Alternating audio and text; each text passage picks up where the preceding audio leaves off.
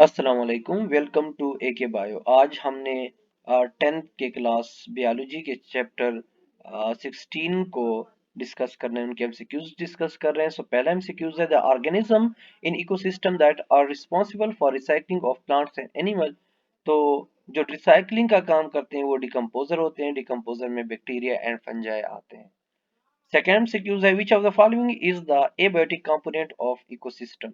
तो अगर एबायोटिक को हम डिस्कस करें तो a means absence and bio means life. तो जिसमें जिंदगी मौजूद ना हो तो जाहिर बात है प्रोड्यूसर प्लांट्स है वो भी लिविंग है। हर्बीवोर जो हर्ब्स को खाते हैं वो भी लिविंग है। कार्निवोर जो फ्लैश खाते हैं मीट खाते हैं वो भी लिविंग है। तो रहता कौन सा है? ऑक्सीजन। ऑक्सीजन जो है वो क्या होगा? ये एबायोटिक कंपोनेंट में आएगा क्योंकि इसमें कोई लाइफ मौजूद नहीं है।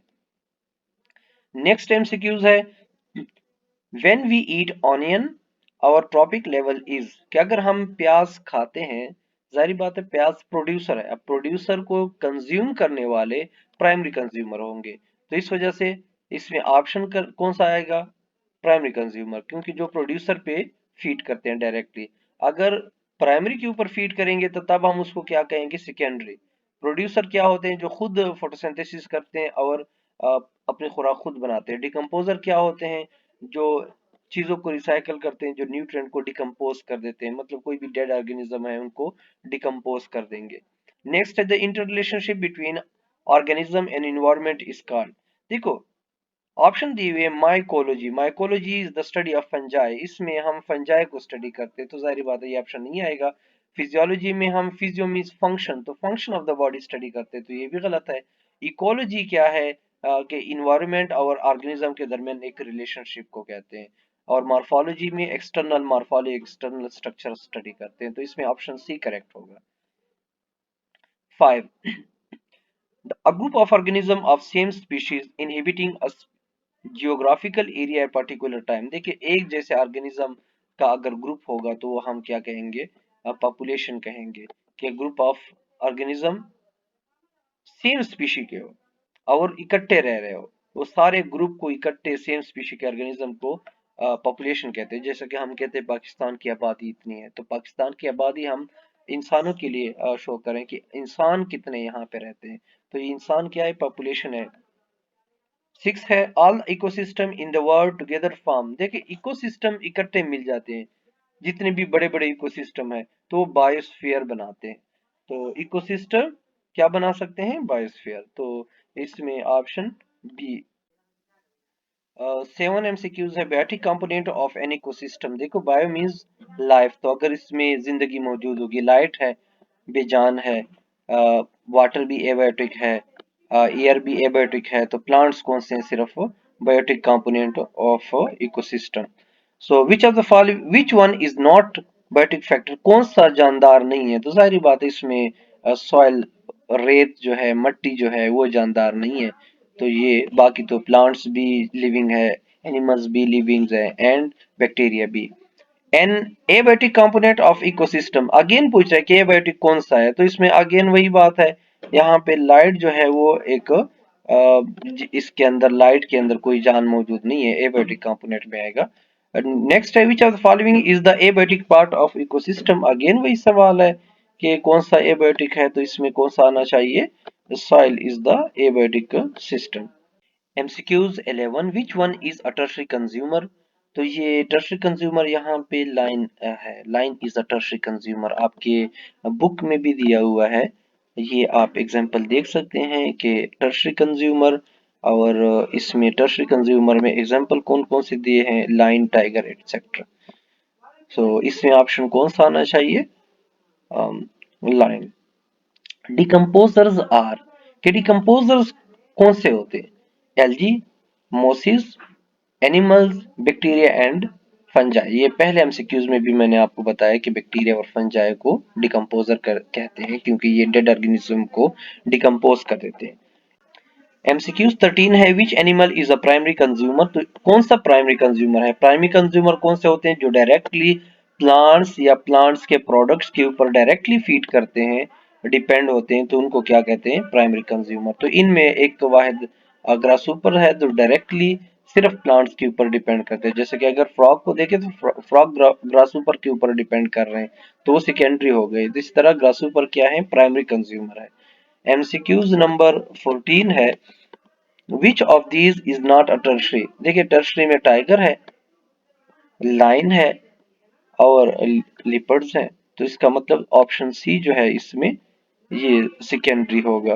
तो जाहिर बात है हमने कौन से को निकालने थे जो टर्शरी नहीं है, तो लाइन, टाइगर एंड लियोपर्ड ये तीनों टर्शरी हैं, तो इसमें ऑप्शन करेक्ट कौन सा आना चाहिए, C option, snacks.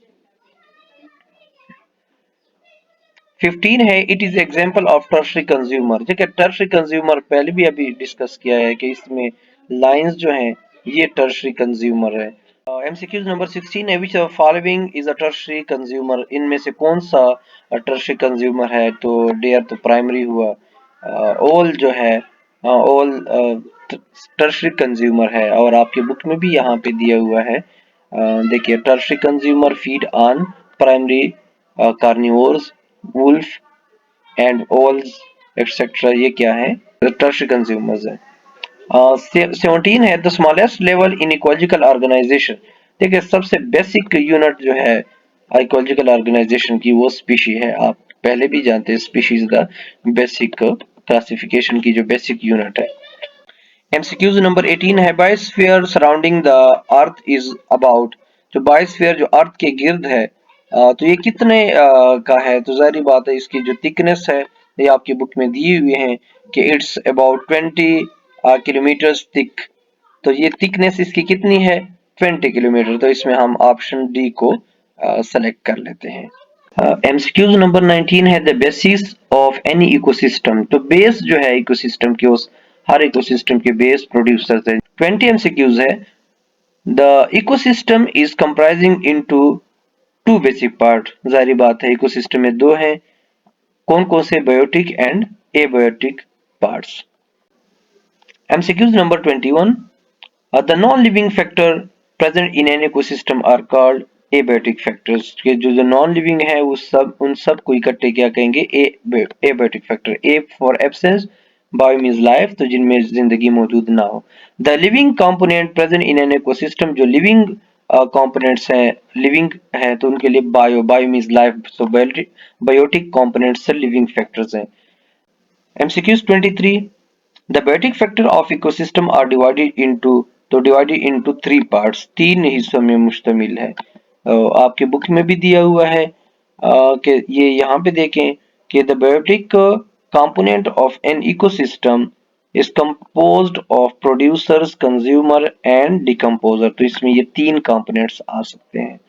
Autotroph, autotroph जो अपनी खुराक खुद तैयार करते हैं फोटोसिंथेसिस के जरिए, तो जाहिर बात है ये सारे प्रोड्यूसर्स हैं जो अपनी अपनी खुराक खुद ऑटोट्रॉफिक खुद ही अपनी खुराक बना सकते हैं। कंज्यूमर्स, कंज्यूमर जो है वो हमेशा हेटरोट्रॉफ होंगे कि उनके अपनी खुराक खुद नहीं बना सकते, ऑलरेडी प्रिपेयर्ड जो ऑर्गेनिक फूड है उसको इस्तेमाल करते हैं। The components which cannot synthesise their food on their own, जो अपनी खुराक खुद नहीं बना सकते उनको हम क्या कह सकते हैं, heterotroph. An example of herbivores, herbivores herbs कहते हैं मतलब ये घास वगैरह, एंड वोर्स ईटिंग के लिए आता है, तो हार्बिवोर्स जो घास खाते हैं, तो जाहिर बात है फॉक्स है, फ्रॉग्स है, लाइन एंड रैबिट, तो इसमें रैबिट्स जो हैं ये घास खाते हैं, तो इसमें ये हार्बिवोर्स है। MCQs 28 है, द टॉप कार्निवोर्स आर।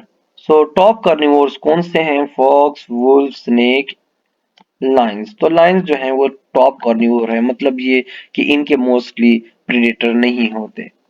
29 है, in ecosystem the flow of dash is one way while dash is constantly recycled. देखिए एनर्जी वन वे में मोस्टली मूवमेंट करती है, तो फर्स्ट ऑप्शन के लिए energy and minerals are constantly recycle, तो इसमें ऑप्शन बी करेक्ट होगा, क्योंकि जाहिर बात है एनर्जी जो है वो flow of energy one way में होती है। डायरेक्टली सूरज से हम रोशनी हासिल करते हैं, एनर्जी हासिल करते हैं, लेकिन हम सूरज को रिटर्न में एनर्जी नहीं दे सकते वापस, तो ये एक ही वे में मूवमेंट करता है, यूनिडायरेक्शनल वे में, तो इसमें ऑप्शन बी करेक्ट है।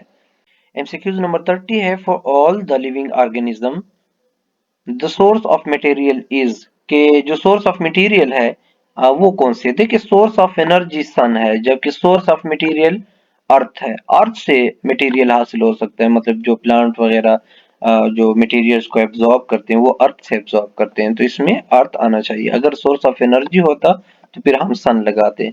The primary source of energy for all ecosystem, तो सारी बात है प्राइमरी सोर्स जो है वो सन है। बाकी सेकेंडरी में आप फायर भी लिख सकते हैं, कोयल, फ्यूल एटसेट्रा लिख सकते हैं, लेकिन प्राइमरी कौन सी है, sun. The basic source of energy for all ecosystem, तो अगेन वही क्वेश्चन है, sun is the basic source of energy. MCQs 33 है, Charles Elton develop the concept of ecological pyramid. So ecological pyramid का जो concept है वो आपके book में लिखा हुआ है कि इस चार्ल्स एल्टन ने 1927 में ये कंसेप्ट इकोलॉजिकल पिरामिड का दिया था। तो 1927, इसमें ऑप्शन डी करेक्ट है। MCQs नंबर 34 है, naturally found graphites and diamonds is. Graphite and diamond जो है ये असल में कार्बन के बने हुए हैं, तो इसमें ऑप्शन बी करेक्ट है। The basic trophic level for all food chain, basic trophic level हमेशा प्रोड्यूसर ही रहने हैं, क्योंकि इसी के ऊपर सब डिपेंड कर रहे हैं।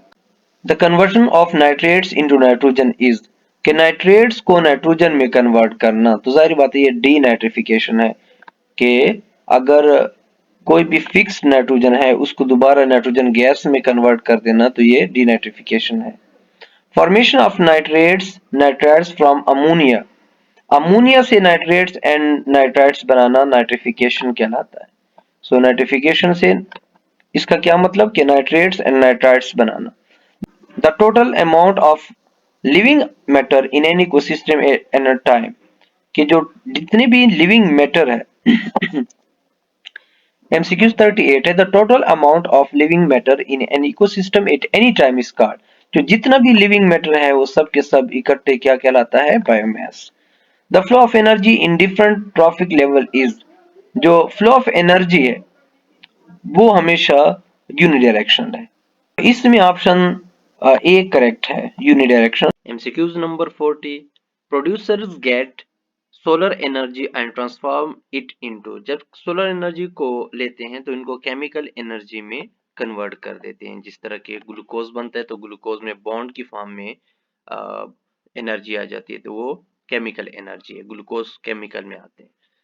41 है, the network of food chains which are interconnected, देखिए अगर इंटरकनेक्टेड फूड चेन्स होंगे तो वो क्या बनाएंगे, फूड वेब, तो इसमें ऑप्शन डी करेक्ट है। 42 है, the major source of carbon in nature, देखिए कार्बन का जो मेजर सोर्स है वो कार्बन डाइऑक्साइड है, और इसी कार्बन डाइऑक्साइड से फिर जाके फोटोसिंथेसिस होगा, जिसके ऊपर तमाम लिविंग ऑर्गेनिज्म डिपेंड करते हैं। 43, the major process of carbon in living world, living world में जो सबसे ज्यादा बड़ा मेजर काम है, प्रोसेस है, वो क्या है, फोटोसिंथेसिस, जिसमें ग्लूकोज बनता है या पौधे अपनी खुराक खुद बनाते हैं सूरज की रोशनी की मौजूदगी में, तो इसको फोटोसिंथेसिस कहते हैं। Carbon dioxide is released back to environment by the process, देखिए एक अमल है जिसमें कार्बन डाइऑक्साइड और वाटर को फिक्स किया जाता है, और इस प्रोसेस को क्या कहते हैं, फोटोसिंथेसिस, जिसमें ग्लूकोज बनता है। और दूसरा अमल इसी के अपोजिट है कि ग्लूकोज मॉलिक्यूल की ब्रेक डाउन होती है ऑक्सीजन या ऑक्सीजन की मौजूदगी या गैर मौजूदगी में, और उसमें कार्बन डाइऑक्साइड और वाटर बनते हैं, तो इस अमल को क्या कहते हैं, रिस्पायरेशन। तो इस अमल में रिस्पायरेशन होगा जो कि दोबारा कार्बन डाइऑक्साइड पैदा करता है, जैसे इस इक्वेशन में शो किया हुआ है। 45 है, the breakdown of protein of dead organic and nitrogenous waste to ammonia, देखिए अमोनिया जब भी बनेगा तो उसके लिए वर्ड अमोनिफिकेशन इस्तेमाल करेंगे, तो यहाँ पे ऑप्शन डी पे अमोनिफिकेशन है, क्योंकि एसिमिलेशन का मतलब है कि जो नाइट्रोजन फिक्स्ड हुआ है उसको जाके एब्जॉर्ब करना, उससे बॉडी के पार्ट बना देना। नाइट्रोजन फिक्सेशन है कि एटमॉस्फेरिक नाइट्रोजन को डायरेक्ट कन्वर्ट कर देना नाइट्रेट एंड नाइट्राइट में, और डीनाइट्रिफिकेशन में नाइट्राइट एंड नाइट्राइट को नाइट्रोजन गैस में कन्वर्ट कर देना। ओके, नेक्स्ट है 46, the conversion of nitrogen gas into nitrates, तो ये अभी जैसे मैंने बताया तो ये नाइट्रिफिकेशन है। नेक्स्ट है the biggest mammals which eat honey are called, जो शहद खाते हैं उनको बेजर्स कहते हैं। 48 mosquito, lice, leech are example of ectoparasite. देखिए एक्टोपेरासाइट कौन से होते हैं, जो जिस्म से बाहर रहते हैं। जाहिर बात है मॉस्किटो हमारे ऊपर डिपेंड करते हैं, हमारे हमारा खून चूसते हैं, तो उस तरह एक्टोपेरासाइट है। एंडोपेरासाइट जो हमारे जिस्म के अंदर रहते हैं, लेकिन इनकी एबिलिटी है कि वो बाहर भी रह सकते हैं। ऑब्लिगेटरी पैरासाइट का मतलब वो बिल्कुल हमारे जिस्म के अंदर रह सकते हैं, जिस्म से बाहर नहीं रह सकते। सो ये ऑप्शन यहाँ पे कौन सा करेक्ट होगा, ए। 49 है which of the following is not a carnivore, के कौन सा इसमें कार्निवोर नहीं है। तो ये कुछ प्लांट्स के नाम दिए हैं, sundew plant, pitcher plant, Venus fly trap plant. ये तो आप सारे जानते हैं कि ये नाइट्रोजन हासिल करने के लिए इंसेक्ट्स के ऊपर डिपेंड करते हैं। तो इंसेक्ट्स फ्लैश हैं, तो जाहिर बात है वो सारे कार्निवोर हुए। बाकी रहा कैक्टस, ये कार्निवोर नहीं है। 50 है which relationship exist between termites and protozoan. देखिए टर्माइट्स और प्रोटोजोन में म्यूचुअलिज्म का रिएक्शन है। म्यूचुअलिज्म क्या होता है कि जिसमें दोनों ऑर्गेनिजम्स को फायदा होता है, जिसमें जैसे कि अब यहाँ पे देखें प्रोटोजोन क्या करेंगे, ये टर्माइट्स की बॉडी में रहते हैं और इनका काम क्या होता है कि जो टर्माइट्स वुड को खाते हैं, ईटिंग प्रोसेस के बाद उनकी डाइजेशन नहीं होती, तो वो प्रोटोजोन हेल्प करते हैं। और टर्माइट्स इनकी क्या हेल्प करते हैं, ये इनको खुराक भी प्रोवाइड करते हैं एंड शेल्टर भी प्रोवाइड करते हैं। 51 है ऑल कार्निवोर्स एनिमल्स आर, जितने भी कार्निवोर्स हैं, कार्निवोर सारे के सारे प्रीडेटर्स होंगे, वो दूसरे को किल करेंगे और अपनी खुराक हासिल करेंगे। तो इसमें ऑप्शन सी करेक्ट है। 52 है an example of carnivorous plant. देखो कार्निवोरस प्लांट जैसे कि यहाँ पे भी हमने डिस्कस किया कि कार्निवोरस प्लांट कौन से हैं, तो यहाँ पे एक एग्जांपल सनड्यू की दे, ये ऑप्शन डी पे। तो sundew is the carnivorous plant. 53 है the type of symbiosis in which one partner is benefited while the other partner is neither benefited nor harmed, जिसमें एक को फायदा हो दूसरे को न फायदा हो न नुकसान। तो ये क्या है, कमेंसलिज्म। तो कमेंसलिज्म जैसे कि शार्क और लेम्प्रे के एग्जांपल में से है, तो कमेंसलिज्म इस एक को फायदा होगा दूसरे को न फायदा न नुकसान। 54 है the type of symbiosis in which one partner is benefited while the other is neither benefit nor harmed। तो ये एमसीक्यूज वही है कमेंसलिज्म का कि एक को फायदा होगा ना दूसरे को नुकसान ना ही कोई फायदा। 55 है the type of symbiosis in which both partners are benefited and neither is harmed, के दोनों को फायदा हो। तो अगर दोनों को फायदा होगा तो हम उसको म्यूचुअलिज्म कहते हैं, म्यूचुअल रिलेशनशिप, दोनों के लिए फायदा है।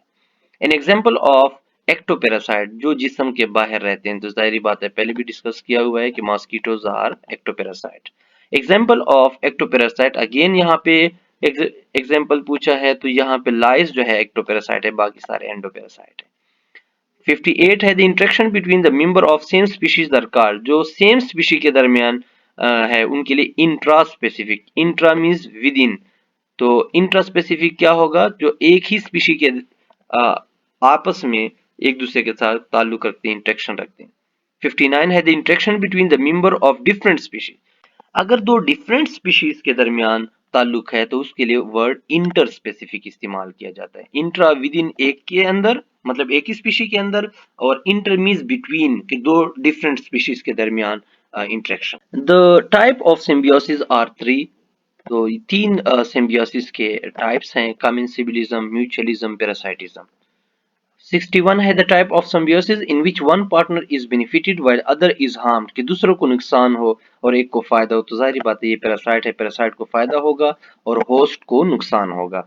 The amount of carbon dioxide in year is increased since 1830। देखिए 1830 से जो इंक्रीज हुआ है कार्बन डाइऑक्साइड वो 30% है। आपकी बुक में ये मेंशन हुआ पड़ा है कि 30% इंक्रीज है। The pH of acid rain is, देखिए एसिड रेन का जो पीएच है वो 3 to 6 है, आपकी बुक में ये मेंशन है। ग्रीन हाउस गैस इज, देखिए ग्रीन हाउस गैस जो है मीथेन भी है, ओजोन भी, कार्बन डाइऑक्साइड भी, इसका मतलब तीनों ऑप्शन करेक्ट है, तो ऑल ऑफ दीज। 65 है the green house gas remain in the part of atmosphere, आपकी बुक में लिखा हुआ है कि it is present in the lower part of atmosphere, तो इसमें ऑप्शन बी करेक्ट है। 66 है it is caused by green house effect. कौन सा ग्रीन हाउस? देखिए ग्रीन हाउस इफेक्ट क्या करता है कि ये सूरज की रोशनी को एक खास रीजन में जाके कैप्चर कर लेते हैं, इनको बाहर जाने नहीं देते, जैसे शीशे लगे होते हैं।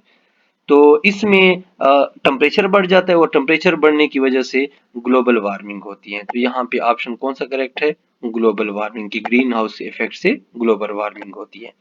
नेक्स्ट एमसीक्यूज है the global warming is responsible for. देखिए अगर टेम्परेचर बढ़ेगा तो उससे आइस मेल्ट होंगे और आइस मेल्ट होंगे तो फ्लड आएंगे। तो क्योंकि बाकी एग्जांपल जो है सार्स इन ओशियन, तो इसके साथ कोई ताल्लुक नहीं है, ओजोन डिप्लेशन के साथ भी ताल्लुक नहीं है। ग्रीन हाउस इफेक्ट तो ग्लोबल वार्मिंग खुद ग्रीन हाउस इफेक्ट की रीजन है। The sea level is rising dash a year के एक साल में कितना राइज होता है? आपके बुक में मालदीव सर्वाइवल में लिखा हुआ है कि 0.9 सेंटीमीटर पर ईयर बढ़ता जा रहा है। सो 69 है the sins 1800 the amount of carbon dioxide in atmosphere, तो रिपीट हो चुका है। तो इसका ऑप्शन कौन सा है? 30। The amount of nitrous oxide in atmosphere has increase. जो नाइट्रस ऑक्साइड है एटमॉस्फेयर में 8% इंक्रीज हुआ है। आपके बुक में भी ये मेंशन हुआ है कि 8% है। MCQs number 71 about 250 years ago the population of world was approximately। आपकी बुक में लिखा हुआ है कि 250 years ago जो पॉपुलेशन थी वो 600 मिलियन थी और 2025 पे तकरीबन 8 बिलियन हो जाएगी। तो ये इंडिकेशन है। तो यहाँ पे ऑप्शन कौन सा फिर करेक्ट आना चाहिए? 600। तो इसमें ऑप्शन सी करेक्ट है। 72 है R2 मीन्स।